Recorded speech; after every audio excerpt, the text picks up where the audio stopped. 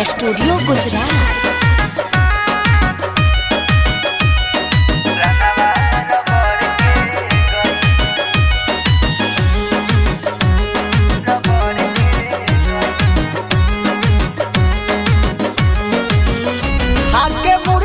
मटर के गई जवन मन कैलस कर के गई घरे आइल रहे जीजाजी के भाई पूरा रंगवा रगड़ के गई हो घरे आइल रहे जीजाजी के भाई पूरा रंगवा रगड़ के गई खाके मुर्गा मटर के गई जवन मन कैलस कर के गई घरे आइल रहे जीजाजी के भाई पूरा रंगवा रगड़ के गई हो घरे आइल रहे जीजाजी के भाई पूरा रंगवा रगड़ के गई।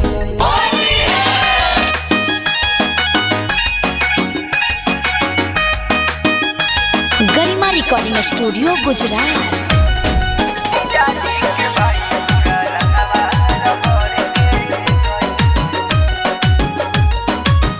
सखिया रे सखिया हम गईनी सारा माई खेलल से खेला पिच करिया धराई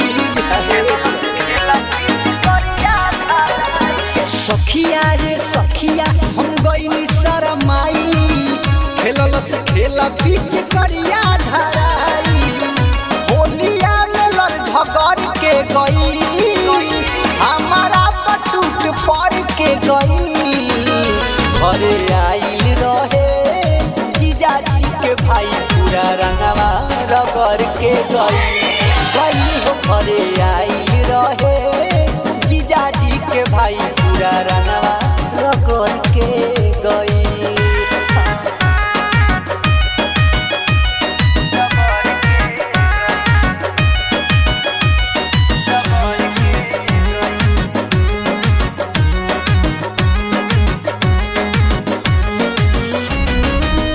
कभी हर जाई नादान निराला छोड़ल न रंगले लागत रहे पाला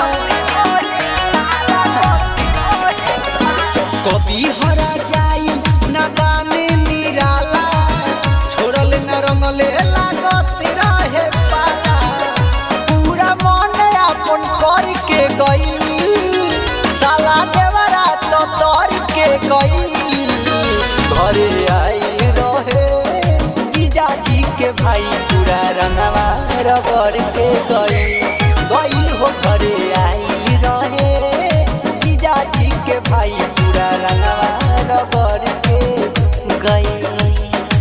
गरिमा रिकॉर्डिंग स्टूडियो गुजरात।